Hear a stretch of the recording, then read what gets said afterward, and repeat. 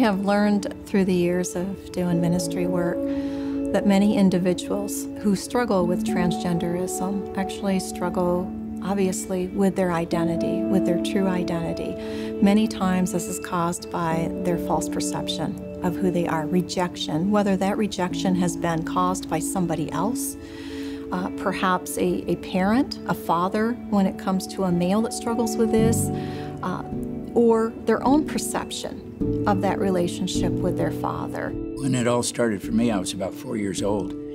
And my grandmother was, for whatever reason, enjoyed cross-dressing me. And by the time I was 5, she had made me a purple chiffon full-length dress. And she just would get excited about me being a little girl. She liked me better as a little girl. She really reinforced that female appearance of mine, and I became so accustomed to cross-dressing and being appreciated and fawned over because she kept telling me how good I looked. I never got that when I was a boy from her.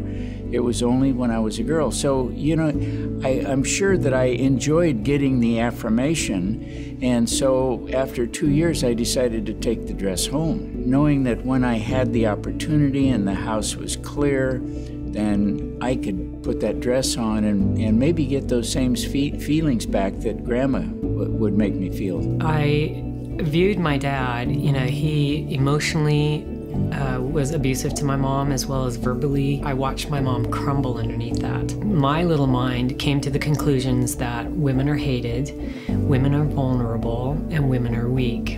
And that's why he was picking on my mom, basically. And then when I watched my mom respond out of these things, I saw that she, you know, she was weak because she didn't know how to stand up for herself. She didn't know how to draw those boundaries because she was afraid of him. She acted like she was hated. And so when I looked at all of that, I'm like, okay, so I'm like my mom, and my dad's this way, and my mom's that way, and I don't want to be hated. You know, I don't want to be weak. I don't want to be vulnerable.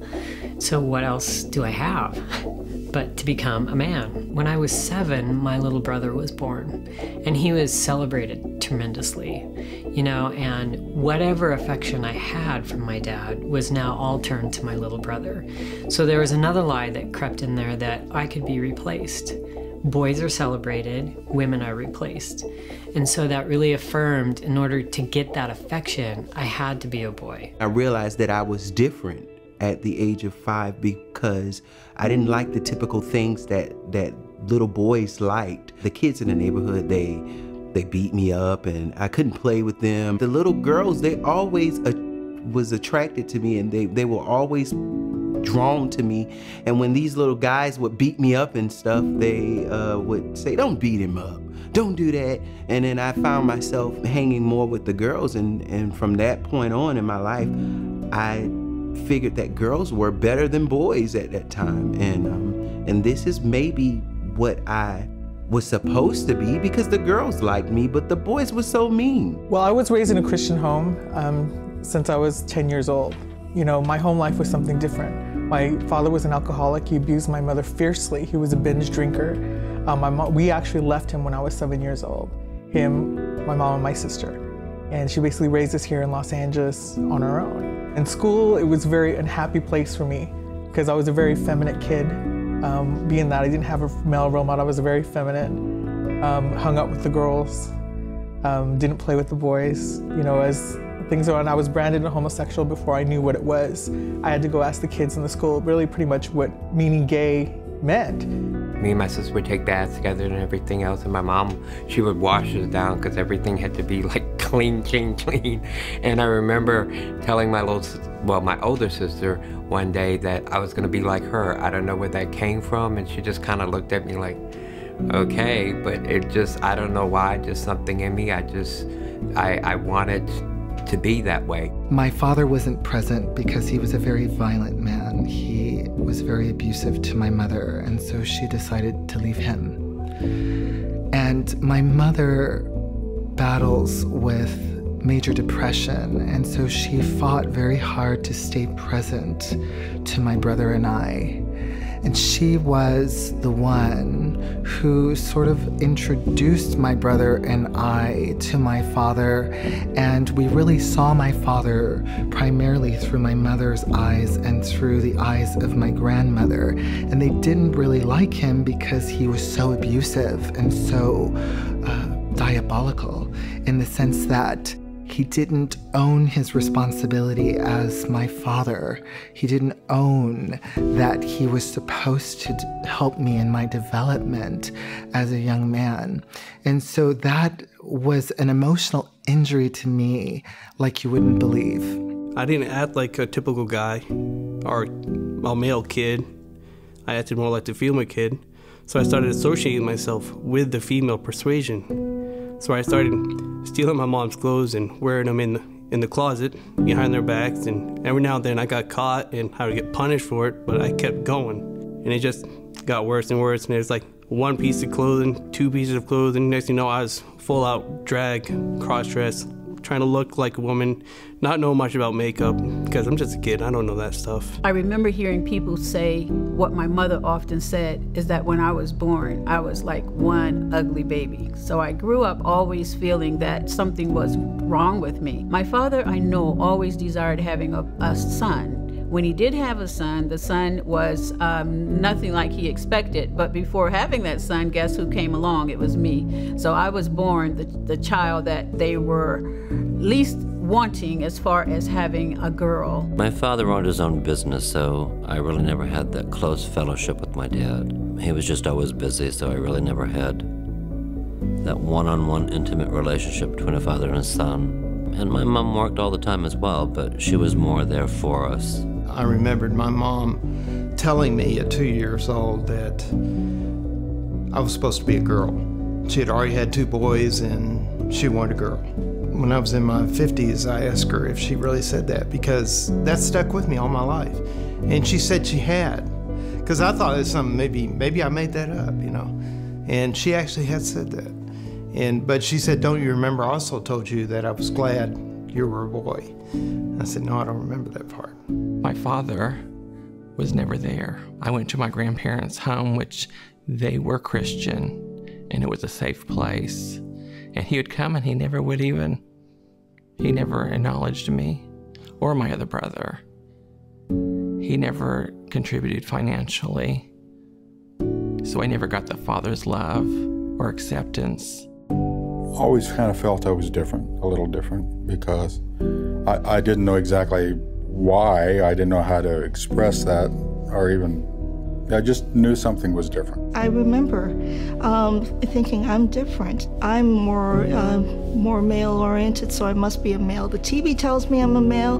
My mom says I'm not quite Japanese girl, and so I must be a male. And so I started actually thinking of myself as a male since then. I don't have any memories of being happy being a girl. It's just I always knew I was in the wrong body, that I was a little boy trapped in a girl's body. And it wasn't a passing phase. I think my parents thought I was just a tomboy and I would grow out of it like a lot of little girls do. But for me, it was an obsession. I just knew I was not complete unless I had male genitalia. And so when I was 9 years old, I heard about these things called sex change operations that we call sex reassignment surgery now. And I thought that's the answer to my dilemma. So I decided as soon as I'm old enough and I have enough money, I'm going to change my name to David, get a sex change, and live happily ever after.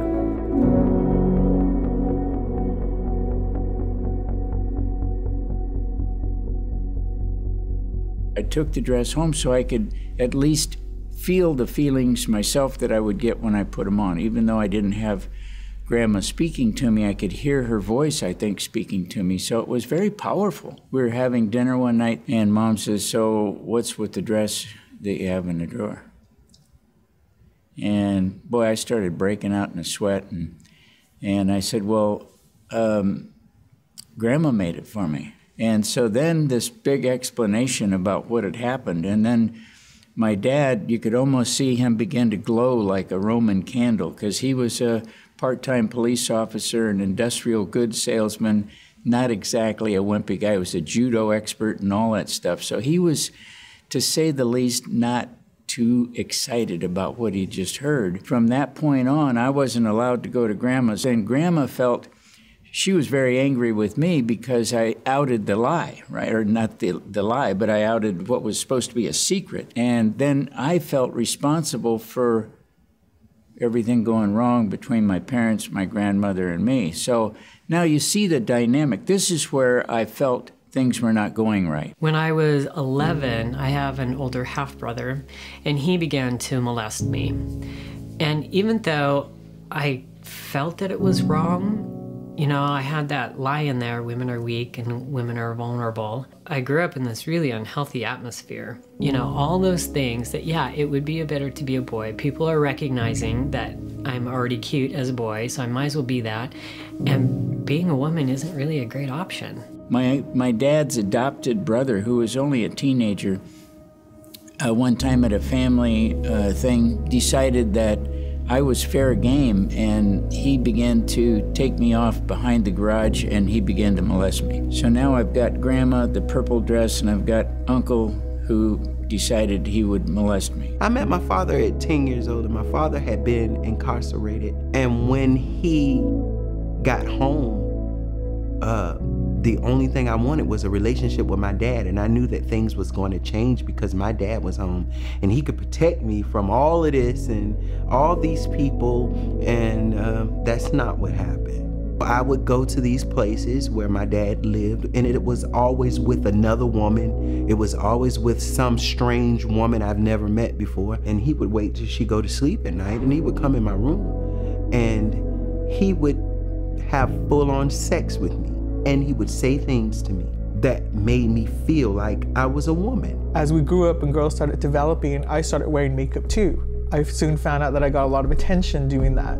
You know, being that guys wouldn't hang out with me, I soon found out too if I smoked pot and drank too, that's when they would want to hang out with me. So I got into that when I was 13 years old. By the time I graduated high school, when I was 16 years old, I was actually had long hair. I was in full makeup. I really thought that God had made this horrible mistake that I should have been born a woman. So I was going about my way of correcting that. He decided to talk to me about it. Do you feel strange about what happened last night? And I said, yes, sir, I do. And he said, well, you shouldn't, because that's the way a father loves a son. That is something that you haven't experienced because I've been away from you for so long. And this is the way that it should be. And it's okay. It's going to be weird at first, but I guarantee you, it'll become normal. And it did. It became normal. There was a lot of abuse. Like I said, my mother was mentally ill. I went to Catholic schools, and at that time was being sexually molested by an older cousin. I'd been gang raped in the Boy Scouts. So I saw that something with the femininity, they were making fun of me and stuff, but once again, I thought if I act that way, then I could get what I needed with affirmation and stuff, so I gave myself into that. I always thought that if I shared about being sexually abused, that I would be blamed, that I would be in trouble. When the abuse happened, it just happened. The boundary lines were crossed and nothing was said. And as I grew older, identifying more with the feminine, having only girlfriends and not male friends, I began to develop as though I were a girl, and I began to see boys as though they were the opposite gender, different than me. By the time I got to the point where I was fully dressing, I was probably about 10, 11 years old, and my older brother, he caught me fully dressed, and I got in trouble the next morning. But it got worse at 10. Because that's when my uncle introduced pornography while we were playing video games in his room. So it became a little more sexual than just cross-dressing. It became a sexual gratification by dressing up as a woman. When I was going to Shaw Junior High School, and two of my classmates even, they were like, hey, we walking to school together. Oh, I forgot my book. Come go in my house with me. The next thing I know, they had literally pretty much tied me up taken my clothes off and attempted to rape me. This is like around 13. When I was 9, my father had his own business, and one of his employees had stayed the night. And during that evening, I had slept in the living room. Well, to my surprise, I woke up with a naked man over me and just proceeded to, say to me, if I say anything, I would be hurt. When I was 9 years old, a neighborhood kid came over to spend the night with my middle brother, and we shared a room together. And he showed my brothers things that a child should not be subject to. He obviously learned them from an adult. So that made an impact on me because I became a participant in that as well. At that point, I began cross-dressing. I would question myself all the time because I found myself being attracted to boys. And I would try to suppress that and try to get into a relationship, with a young girl in my teens. But at the same time, I was having same-sex attractions. And I think a lot of that stemmed from that molestation because it happened repetitively, not just that one time. I was molested on my mom's boyfriend from probably the age of 5 to 12. When you're scared to tell because he said he would kill you or take you to Mexico, then you're not communicating with your mom. My first experience was I happened to be in the bathroom, and that's where my mom kept a dirty clothes hamper, and she had laid her clothes on top of the hamper. And I don't even know why, but I decided to try them on. And when I did,